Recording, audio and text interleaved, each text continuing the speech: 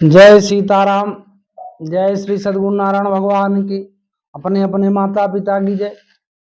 आज का पावन चरित्र, हम ऐसा क्या करें कि पूरा साल हमारा अच्छे से सफलता भरा हो, स्वास्थ्य की दृष्टि में अच्छा हो। तो एक चीज तो पहले ये समझते हैं कि हमारे हिंदू नव वर्ष जो हम जनवरी में मनाते हैं, 1 जनवरी, तो वो पूर्णतः गलत है। क्यों गलत है? क्योंकि ना तो कोई मौसम परिवर्तन होता। काहे का नया वर्ष? आप सोचो, अगर काहे का नया वर्ष, वही दिसंबर की ठंडी जनवरी में कोई परिवर्तन नहीं, उसी तरह प्रकृति में कोई परिवर्तन नहीं, इसी में कोई परिवर्तन नहीं।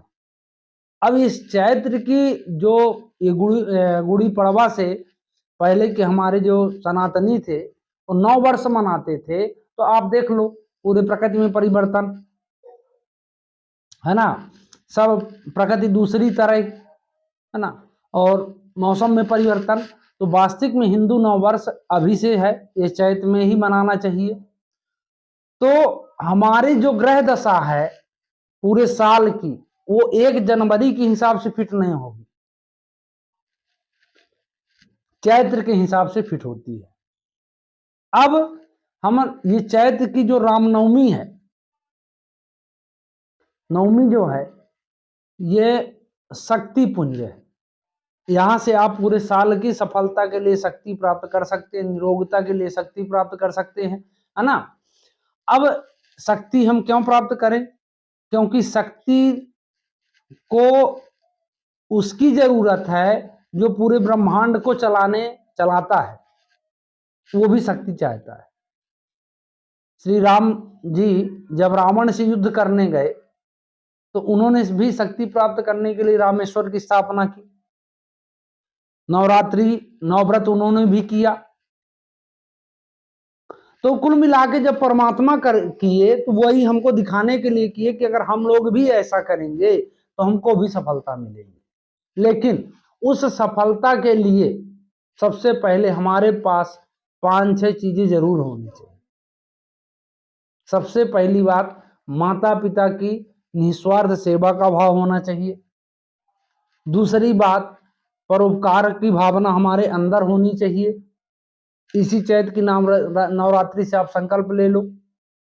तीसरी बात, किसी भी जीव को कष्ट ना देने की भावना, कि मतलब हमारे द्वारा किसी भी जीव को कष्ट नहीं होगा, वाणी से, कर्म से, मन से कष्ट ना देने की भावना हमारे अंदर होनी चाहिए। उस प्रकार कार्यरत भी होना चाहिए,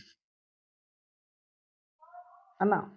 अगर 3 काम हमसे, और ईश्वर का वो तो ठीक है, चिंतन मनन ही है, मेन ये 3 काम है। किसी का अपमान न करना, किसी को मतलब दुख न देना, है ना, माता पिता की सेवा करना, ठीक।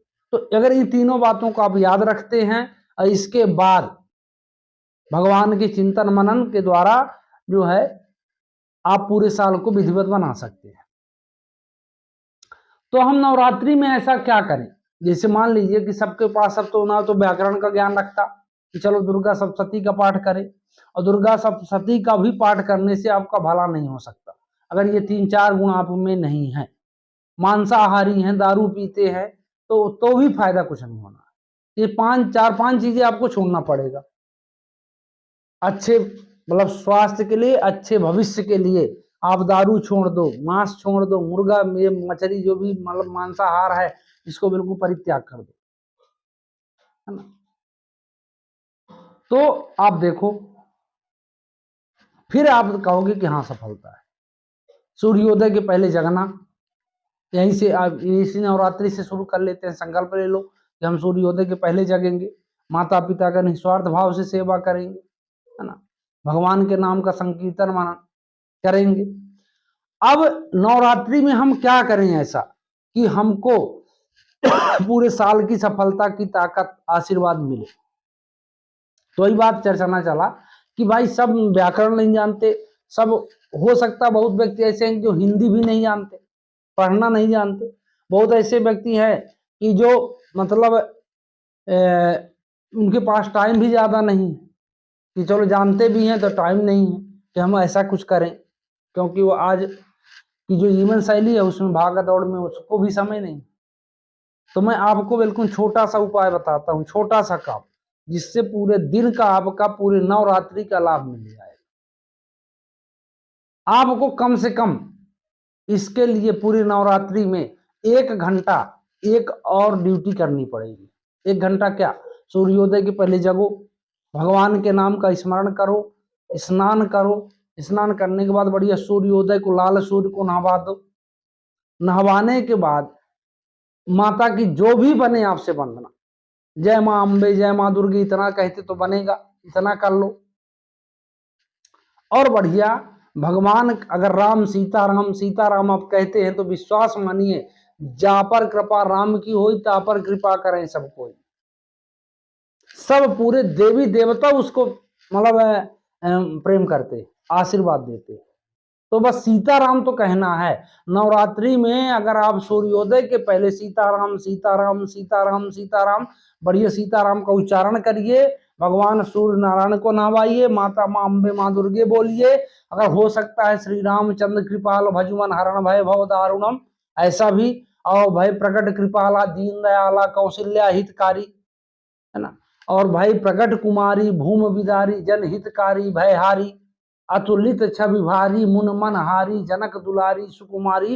ये दोनों अगर आप नित्य मात्र 2 आरती अपने 9 दिन, भय प्रकट कृपाला दीन दयाला कौशल्या हितकारी, और भाई प्रकट कुमारी भूम विदारी जन हितकारी भयहारी, अतुलित छवि भारी मुन मन हारी जनक दुलारी सुकुमारी।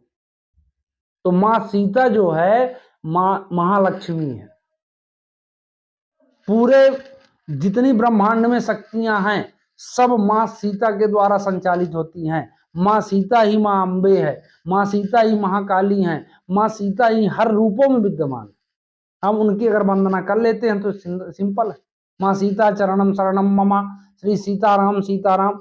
ऐसा अगर आरती ना बनती हो तो आप कमेंट करेंगे तो मैं दूसरी वीडियो में भय प्रकट कृपाला दीन दयाला कौशल्या हितकारी ये बना के डाल दूंगा, और भाई प्रकट कुमारी भूम विदारी जन हितकारी भयहारी, ये माता सीता की आरती इसको डाल दूंगा। इसको आप जीवन में अपनाओ और फिर देखो आप पूरे साल का कमा, है ना। तो इस और एक छोटा सा इसमें आप जैसे मान लो राम राम कहते हैं, है ना, जनक सुता जग जननी जानकी माँ अतिशय प्रिय करुणा निधान की, ताके जुगपद कमल मनाबो जासु कृपा निर्मल मति पाबो। ये रामायण में हिंदी में लिखी हुई गायत्री मंत्र है, ये विश्वास मानो। जो गायत्री मंत्र का फल है, अगर आप इतना कहते हो कि जनक सुता जग जननी जानकी माँ अतिशय प्रिय करुणा निधान की, ताके जुगपद कमल मनाबो जासु कृपा निर्मल मति पाबो, वही वही आपको वो मिलेगा फल, है ना। राम जी का मात्र आप अगर सीताराम सीताराम सीताराम सीताराम बस इतना कह दीजिए, बाकी सब सही है। माँ अम्बे माँ दुर्गे कोई मंत्र पढ़ने की जरूरत नहीं, कोई तंत्र लगाने की जरूरत नहीं। हाँ ज्ञान है तो आप प्रयोग कर सकते हैं, बाकी इतना अगर आप काम कर लेते हैं 9 दिन तो विश्वास मानो पूरा साल आपका अच्छा जाएगा, 100% अच्छा जाएगा। क्योंकि भाव अटल होना चाहिए, विश्वास का भाव अटल होना चाहिए, है ना। और अगर विश्वास आपको नहीं है तो ये सब काम बेकार है, क्योंकि ये ऐसा दरबार है कि पहले आप नमस्कार करना सीख जाओ, चमत्कार 100% होगा। अब हमारे में दुविधा क्या है, हम मतलब परेशान क्यों हैं, क्योंकि हम पहले चमत्कार चाहते हैं फिर नमस्कार करना चाहते हैं। तो राम जी के राज्य में, माता सीता मैया के राज्य में पहले चमत्कार नहीं होता, पहले नमस्कार होता है। तो पहले आप नमस्कार करना सीखो, चमत्कार 100% होगा। आप देख लो धीरेन्द्र कृष्ण शास्त्री कितना पढ़े लिखे, बागेश्वर धाम, किसी जिसने भी थोड़ा भी इस राह में चल दिया अनिस्वार्थ भावना में, उसको पता नहीं क्या क्या मिल जाता है। सबको समान प्रगति सबको समान देती है, लेने वाला चाहिए। अब हमको अपने के अलावा टाइम नहीं दूसरा सोचने, भगवान हो गए दे रहे अपने वाला। तो इसी आशा के साथ कि आप मेरी बातों को अपने मन में बिठाकर इस नवरात्रि का पूरा लाभ लेंगे। जय सीता।